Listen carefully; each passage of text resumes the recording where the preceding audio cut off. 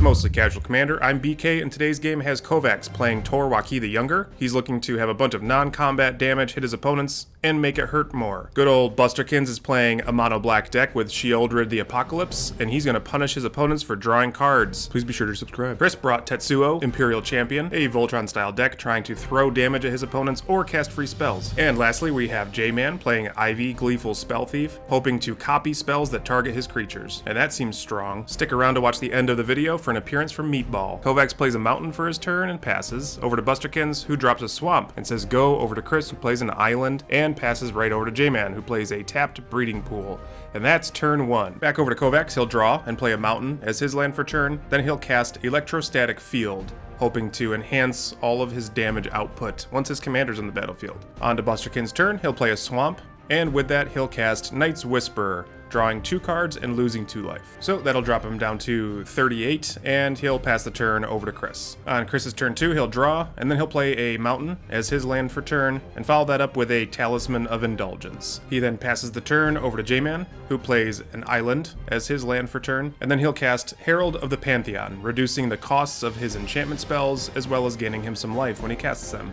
On a Kovacs' turn, he plays a swamp as his land, and he casts Veto, Thorn of the Dusk Rose. And that could chain together nicely with Tor's lifelink ability.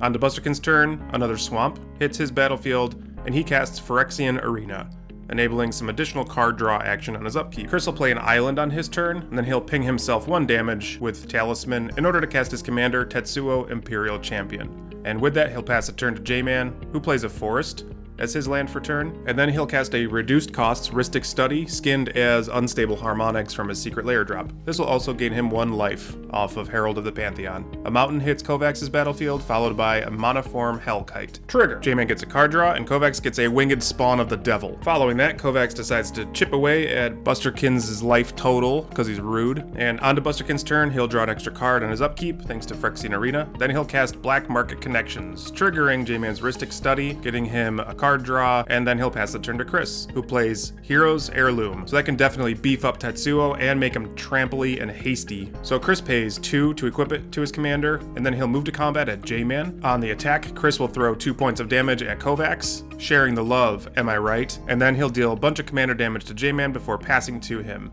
J-Man plays Ivy, Gleeful Spell Thief, on his turn, and then he'll cast Hard Cover on his Herald of the Pantheon. This of course makes a copy, and Ivy gets enchanted as well. Also, J-Man gained 1 point of life, but accidentally double-clicked, but he'll correct it in a moment. He draws and discards thanks to Herald's ability from Hard Cover, and then he plays Reflecting Pool as his land for turn. He corrected his double-click, and then he passes the turn over to Kovacs, who draws, plays another mountain as his land for turn, and Kovacs plays Double Vision, really trying to set it up well for when his commander is on the battlefield. Monoform Hellkite's like, yo, give me a 5/5 flying hasty dragon thing. J-Man scored an extra card draw, and then Kovacs moves into combat, sharing the love by attacking Busterkins and Chris. They take beats, the illusion gets exiled, and over to Busterkins' turn. He'll draw from Phyrexian Arena, he'll draw for his turn, and then Black Market Connections will give him a treasure. He plays Cabal Coffers as his land for turn, activates it, then uses 1 of the floating mana to cast Dark Ritual, netting him 5 mana, so he casts Sanguine Bond. So when he gains life, target opponent will lose that much life. Seems not awful in a Sheoldred the Apocalypse deck. On Chris's turn, he casts Trophy Mage, which allows him to tutor up a 3-drop artifact. In this case, he'll find a Dark Steel Plate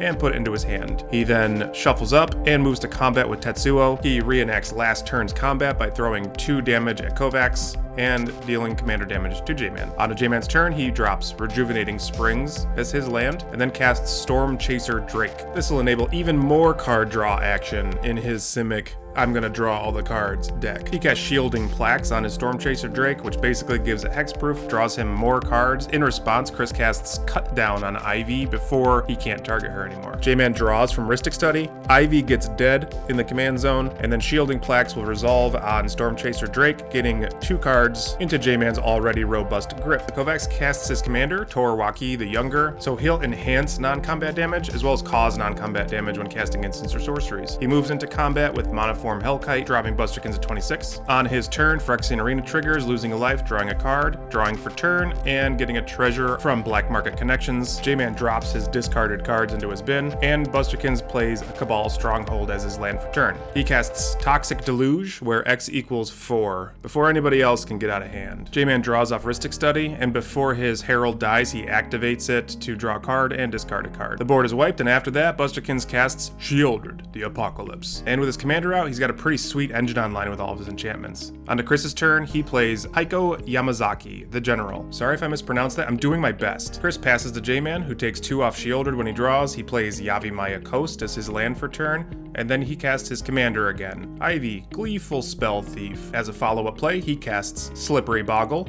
which is adorable and brings me great joy. After that, he casts Alana War Elves, right on time. And with nothing else to do for now, he passes the turn over to Kovacs. When he draws, he takes 2 from Sheoldred, and he casts Profane Memento. So whenever an opponent has a creature put into its graveyard, he'll gain a life. On to Busterkin's turn, his upkeep, Phyrexian Arena will trigger, losing a life, drawing a card, triggering Sheoldred, gaining 2 life, triggering Sanguine Bond, having Kovacs lose 2 life. Then he draws for turn, triggering Sheoldred, gaining 2 life, triggering Sanguine Bond, having Kovacs lose 2 life. Then Black Market Connections, he'll gain a treasure as well as a card draw, so he'll lose a total of 3 life, but gain 2 life. Therefore, Sanguine Bond has Chris lose 2 life. Everybody got all that?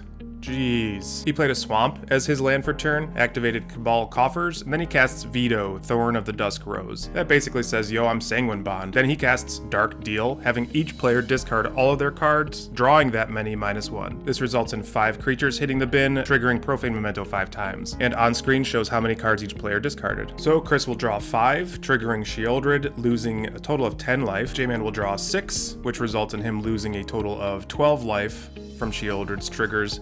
And Kovacs will draw 3, therefore losing 6 life. And when Busterkins resolves his, he will gain 5 cards, therefore 10 life. This will then trigger Sanguine Bond as well as Veto, so he will have a total of 20 life that he could drain from his opponents. He chooses Chris and Kovacs, 10 each. He goes combating at J-Man, who chumps with his Slippery Boggle, triggering Profane Memento, gaining Kovacs a life. Chris's turn, he lost 2 to Sheoldred, drops a mountain as his land for turn, and goes to combat at Kovacs. And with that, Heiko's ability allows him to cast his previously discarded Darksteel Plate. This will trigger Rhystic Study on J-Man's board, which he decides not to draw from. I wonder why. Chris equipped Darksteel before passing to J-Man, losing 2 when he draws, casting Wild Growth, dropping that bad boy on a forest that he has. Then he plays Findhorn Elves, another mana dork that does mana dork things. Then he drops Scoot Swarm onto the battlefield, enabling some token production when he drops a land like he just did. Hinterland Harbor will trigger Scoot Swarm, giving him another Scoot Swarm. Then he says full send at Busterkins in an effort to do something against his impressive, very trigger-happy board state. On Kovacs' turn, he plays Temple of Malice, getting a Scry, remembering to take his 2 from Sheoldred, and putting his Scry on top. He plays Primal Amulet, and just gives a hope and a prayer that Busterkins won't kill him this turn. On Busterkins' turn, Phyrexian Arena triggers, losing a life, drawing a card, gaining 2 life, triggering Sanguine Bond and Veto, draining J-Man. Then he'll draw for turn, again gaining 2 life, and slinging 4 loss of life at Kovacs. Then Black Market Connections again gets a treasure, draws a card for net -1 life, triggering Sanguine Bond and Veto, and he shares the love between Kovacs and J-Man. He plays a Swamp as his land for turn, casts a Timely Soul Ring, and triggering Rhystic Study, which is weird that J-Man's not drawing cards off of, right?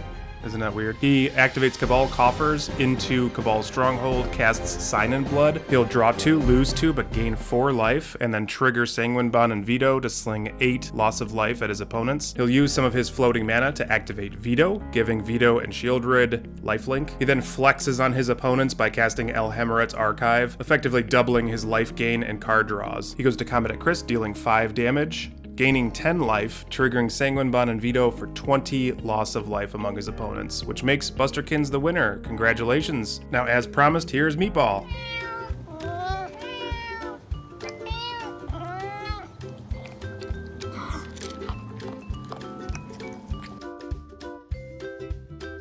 Yep, and that's my cat. He's a chunker. Well, anyway, we saw a lot of cool work from Sheoldred in this game. Unfortunately, the other commanders couldn't really shine too awful much, but let us know what you thought about the game in the comments, and as always, thank you for watching.